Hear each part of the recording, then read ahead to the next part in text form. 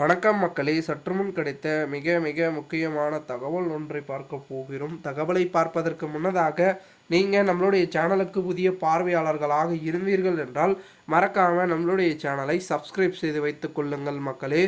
தற்பொழுது அதிமுகவில் நிலவி வரும் உட்கட்சி மோதல்கள் அடுத்த கட்டத்தை நெருங்கி கொண்டிருக்கிறது என்று கூறப்படுகிறது.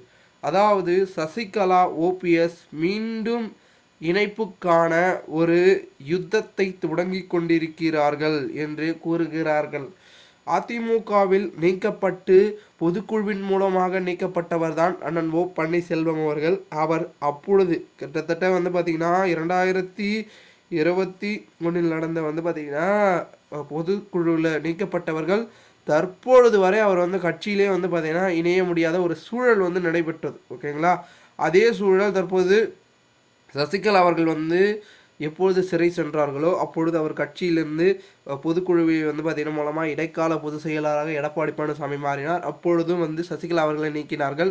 அதன் பிறகு பார்த்திங்கன்னா அவரும் இன்றைய வரைக்கும் கட்சிக்குள் வர முடியாத ஒரு சூழலையும் ஒரு கட்டமைப்பையும் பார்த்திங்கன்னா அவங்க நின்று கொண்டிருக்கிறார்கள். காரணம் என்னவென்றால் எடப்பாடி பழனிசாமி ஒரு நோக்கத்தை முடிவெடுத்து விட்டார். இவர்கள் கட்சிக்குள் வந்தால் தமக்கான பதவி கிடைக்காமல் போகிவிடுமோ இல்லை தமக்கு போட்டி நெகர்ந்து விடுமோ என்ற ஒரு நோக்கத்தில் இவர்களை கட்சியில் இணைக்க வேண்டாம் என்ற ஒரு முடிவை எடுத்து வைத்திருப்பதாக அரசியல் வட்டாரங்களும் ஓபிஎஸ் தரப்பினர்களும் சசிகலா தரப்பினர்களும் கூறி வருகிறார்கள்.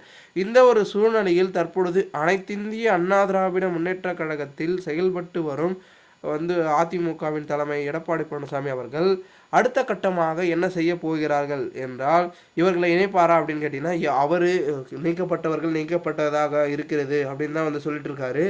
ஆனால் இவர்கள் விடப்போவதா இல்லை. சசிகலாவும் சரி ஓபிஎஸும் சரி, குறிப்பாக ஓபிஎஸ் அவர்கள் தான் விடப்போவதா இல்லை. ஏனென்றால் பெரும் விதத்தில் பார்த்திங்கன்னா அதிமுகவின் தலைமையை பார்த்திங்கன்னா நம்ம உள்ளே போய் வெற்றி பெற செய்யணும்.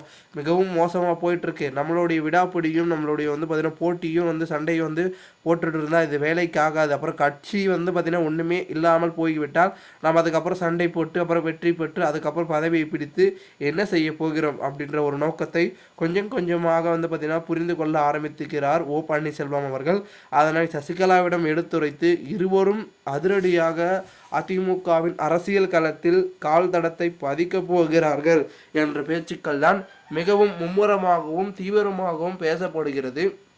இந்த ஒரு சூழ்நிலையில் அப்படி ஒரு செயல்பாடு நடந்தால் அதிமுகவில் பலவிதமான திருப்பங்கள் என்பது நடைபெறுவதற்கான வாய்ப்புகளும் அதற்கான சாத்தியக்கூறுகளும் மிக மிக அதிகமாக இருக்கிறது.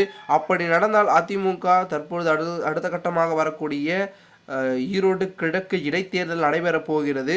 அந்த தேர்தலில் மிகப்பெரிய அளவில் வெற்றி அதிமுக பெறுவதற்கான வாய்ப்புகள் என்பது மிக மிக அதிகமாக இருக்குது.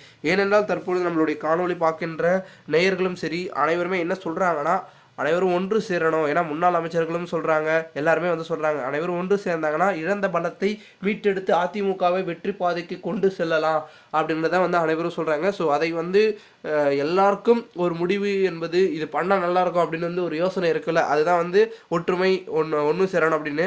அதை எடப்பாடி பழனிசாமி வேண்டாம் வேண்டாம் என்று மறுப்பு தெரிவிப்பதற்கு ஏதோ உள்நோக்கம் இருப்பதாக தகவலும் ஒரு பக்கம் பேசப்படுகிறது. என்ன நடக்கிறது, என்ன மாதிரியான மாற்றங்கள் அதிமுகவில் நடைபெறப் போகிறது என்பதை நாம் சற்றே பொறுத்திருந்து பார்க்கலாம். மேலும் இந்த ஒரு தகவலை குறித்த பொதுமக்கள் உங்களுடைய கருத்துக்களை கூறுங்கள். இதுபோன்று நீங்கள் அரசியல் சார்ந்த தினசரி உண்மை நிலவரங்களை தெரிந்து கொள்ள நம்மளுடைய சேனலை சப்ஸ்கிரைப் செய்து வைத்துக் கொள்ளுங்கள். நன்றி.